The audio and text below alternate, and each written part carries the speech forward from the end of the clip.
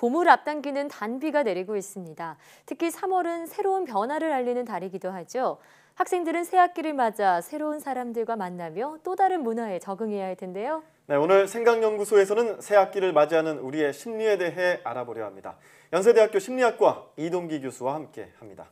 어서 오세요. 네, 어서 안녕하세요. 네, 이제 막 새 학기가 시작되는데요. 네네. 네, 교수님 같은 경우에는 이제 신입생들을 받잖아요. 맞아요. 올해가 18 18학번이죠. 벌써 18학번이에요? 그렇게 되는데 이맘때면은 교수님 어떤 소감이 남다를 것 같습니다. 어떻습니까? 되게 설레죠. 새로운 네. 그 학생들 만나고 새로 시작한 학기니까요. 좋은데 동시에 또 이제 학기 초 바쁘잖아요. 그래서 맞아요. 부담도 좀 있고요.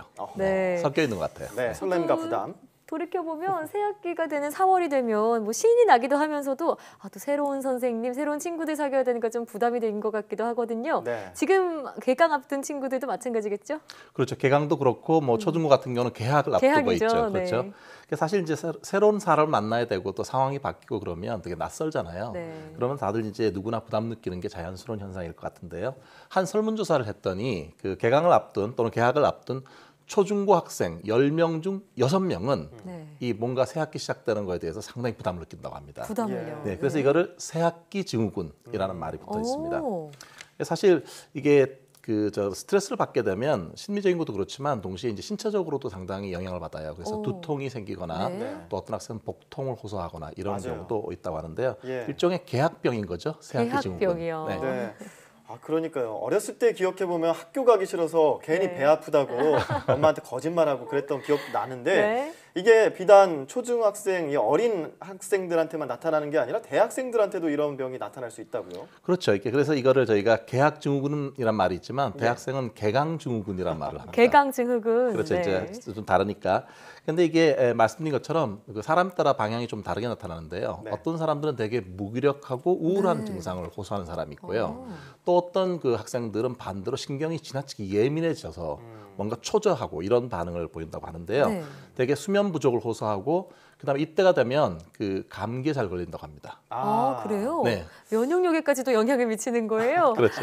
그러면 이런 뭐 개강 증후군, 개학 증후군 같은 거는 어떤 심리적인 이유로 일어나는 건가요? 이게 일종의 결국에 이제 말할 때는 적응 장애라고 말을 하는 거거든요. 네. 예, 뭔가 이제 새로운 환경에 적응할 때 부담이 되면서 여러 가지 심리적 또는 신체적인 증상을 호소하는 거를 말하는데요.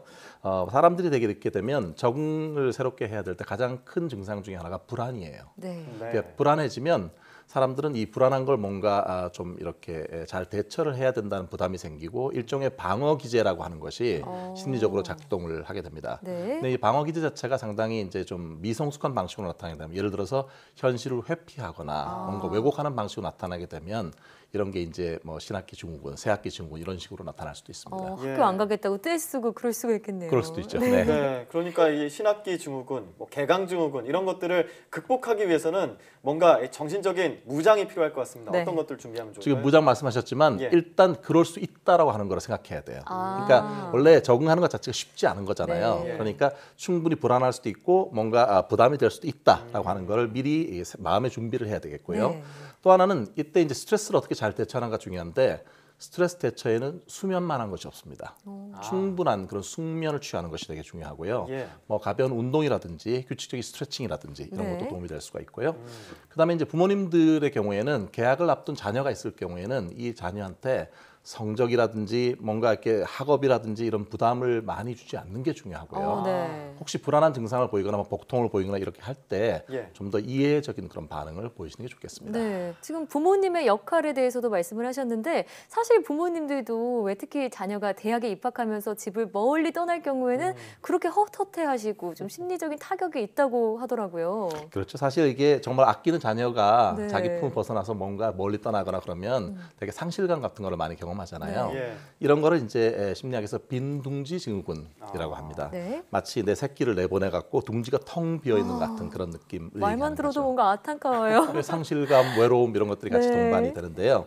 주로 이제 양육자 역할을 맡았던 중년 여성분들이 많이 이제 호소를 하는 증후군인데요. 네. 결혼 생활 자체가 만족스럽지 않거나 아니면 변화 자체를 잘 수용하기 어려워하는 사람들한테 특히 많이 나타난다고 하네요.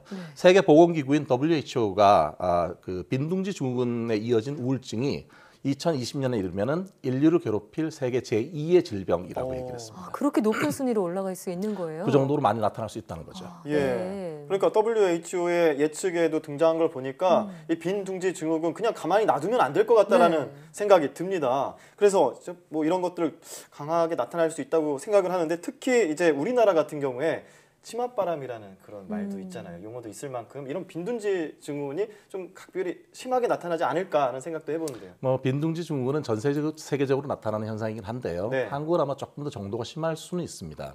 네. 그 이유로 크게 두 가지를 생각해 볼 수가 있는데요. 하나는 부모님하고 자녀 간의 이 관계가 너무 밀착되어 있는 경우가 많습니다. 너무 친해서요. 심지어 그렇게 얘기하잖아요. 부모님이 자식은 나의 분신이다. 이렇게 말할 네. 수가 있고요. 네. 그래서 부모와 자녀 간의 경계라고 하는 것이 좀 불분명한 경우가 있고 또 하나는 이제 그 부모님들이 자식에 대해서 헌신하는 게 하나의 한국 문화잖아요. 네. 네. 특히 자녀 교육을 위해서 나보다 더 나은 삶을 살게 하기 위해서 정말 교육에 헌신하는 분들이 많잖아요. 네. 이렇게 헌신하다가 만약에 그 대상이 떠나버리게 되면 상실감이 크겠죠. 예. 네. 자, 그러면 이 부모와 아이 모두 이 새학기 시즌을 건강하게 보내기 위해서 빈둥지 증후군 말씀하셨는데 어떻게 극복하면 될까요?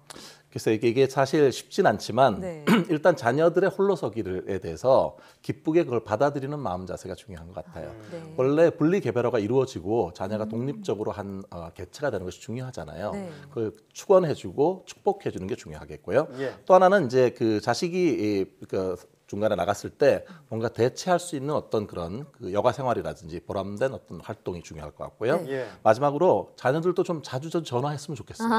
이게 서로 간에 항상 연결되어 있다는 그런 느낌 줄 수 있으면 좋겠습니다. 네. 근데 보통 우리가 가풍이라고 하잖아요. 이제 가정마다 좀 케이스 바이 케이스로 어떤 가정은 좀 자유롭게 방임하는 가정이 있을 거고 맞아요. 지금 이런 경우에는 조금 유독 관심을 많이 기울이는 그런 게 있을 텐데 자녀들의 어떤 성장에도 영향을 주지 않을까요? 당연히 영향을 주지요. 예. 왜냐하면 이제 그 가풍이 되게 중요한데 원래 정말 따뜻하게 많이 경서적 교감이 잘 되는 가정일수록 자녀가 멀리 나가도 자립심을 더 훨씬 더 가질 수 있다고 해요. 네. 그러니까 조금 더 이 어느 정도의 건강한 거리를 두는 연습을 할 필요가 있겠죠. 아, 건강한 거리두기요. 네네. 아, 좋은 표현이 말이네요. 너무 멋있었습니다. 네. 예, 지금 새학기 증후군 그리고 빈둥지 증후군까지 3월에 발생할 수 있는 여러 증후군에 대해서 알아봤는데요. 지금까지 연세대학교 심리학과 이동기 교수와 함께 이야기 나눠봤습니다. 오늘 말씀 고맙습니다. 네, 고맙습니다. 감사합니다.